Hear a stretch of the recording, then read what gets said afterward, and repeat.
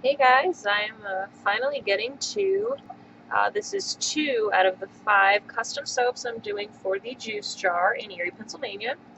I started this soap earlier today, and basically I was just about to add the lye water to it, and Tesla woke up from her nap, so luckily I just stopped what I was doing and went up with her, and now it's nighttime and she's asleep, so I'm going to go ahead and finish it. This is going to be a salt bar. I'm going to do French green clay with,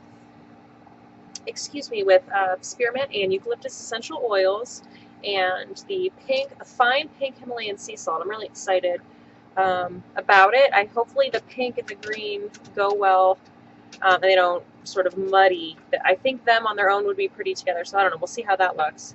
But to do a salt bar, I've got a really high coconut oil content, which I don't, normally I do Castile soaps, but in order for the salt bar to have any bubbles at all, we have to have the coconut oil, but with a high superfat. Overall, I think it's going to be just amazing. I want to thank my pal April over at Essentera Soaps she sent me a salt bar to try. I've never actually tried one, and hers is just so amazing, and the lather is still really great. You wouldn't know that there's so much coconut oil in it, though, because it's really still super silky and moisturizing, and she used the fine salt, and that's actually, I never would have thought to use fine salt for some reason. But I am doing that today, so really cannot wait to get going. Oh, this is also a Sola Seife brine soap. I have a little bit of dead sea salt in here dissolving. It doesn't fully dissolve. Dead sea salt also cannot be used in a salt bar because it makes like a muddy, icky, sticky, wet, not soap type mess. So I like to infuse just a little bit into my lye water. I've done this tons of times with other soaps, so I thought, why not with this one too? I am going to strain out the leftover bits, though, because they would be very different size than what the rest of my stuff is. Get this in here. There is still olive oil in this soap. I did a super fat to counteract all that coconut oil, and that is all olive. So still holding true to myself. All right, I'm gonna get to blending.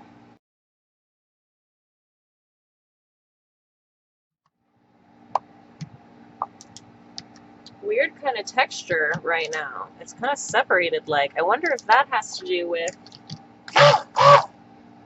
whoops, I wonder if that has to do with the dead sea salt. It's not happened to me before. We'll see though what happens. It's my essential oils and my clay.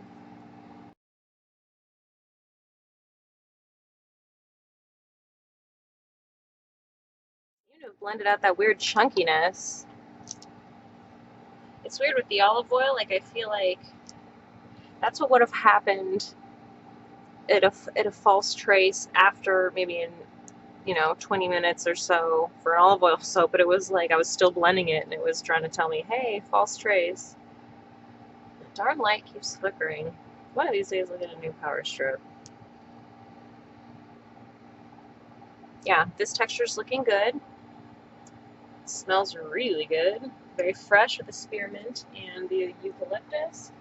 Never liked eucalyptus on its own, but with the spearmint especially, it's real good.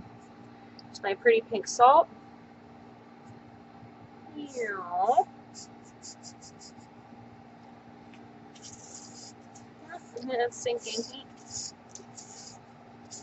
And hopefully the pink with the green clay creates an interesting color contrast. That's the goal here. It reminds me, I don't know, it just seems very spa-like, so hopefully it doesn't look weird. Let's blend it up and see.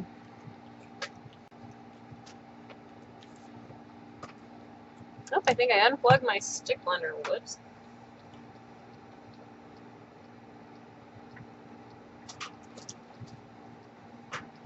Actually, I'm pretty sure that it's the stupid power strip, so I'm gonna hijack a plug up here. There we go.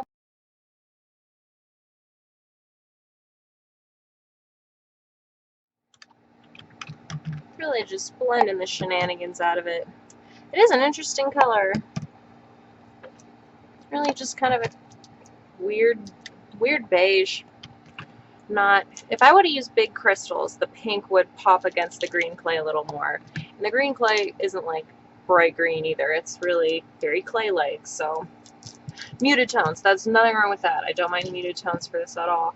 I still think it looks nice. It smells nice, and I think that it's going to be a lovely bar to use. Look at these cool new molds I got for this too. These are super sturdy. Like I don't need a tray to smack these out.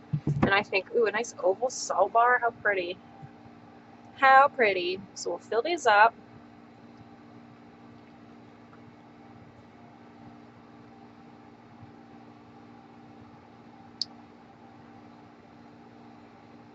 I don't think I'm going to be able to stamp these. Something tells me that they're going to be rock hard before I even wake up in the morning, and my stamp isn't going to be here for another 2 days or so, so that probably not going to be able to stamp these, but that's okay. All the others will have stamps.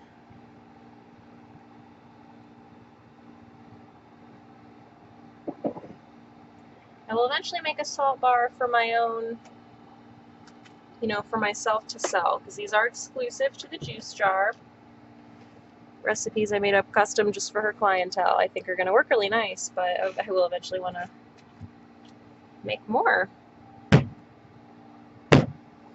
Alright. This one's full. Yeah, I'm liking these sturdy new molds. Fill up the other one.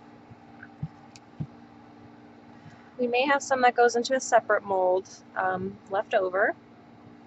I'm actually betting that we do, because this is my first run of these recipes, so I'll adjust quantity later, and I always overshoot because I'd rather have too much than not enough, you know. There won't be a cutting video because there's nothing to cut, but I'm going to take some photos of these pretties. Post at the end of this video for you guys.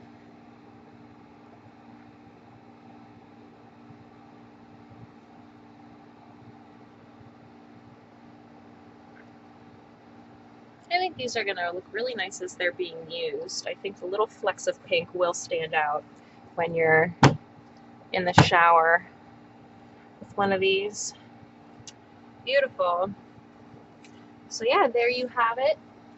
This is Seaside custom made soap for the juice jar in Erie, PA. It's not a Castile soap. I almost said Castile soap, but it is not. There's coconut oil, there's French green clay, there's lots of pink Himalayan sea salt, and there's spearmint and eucalyptus essential oils.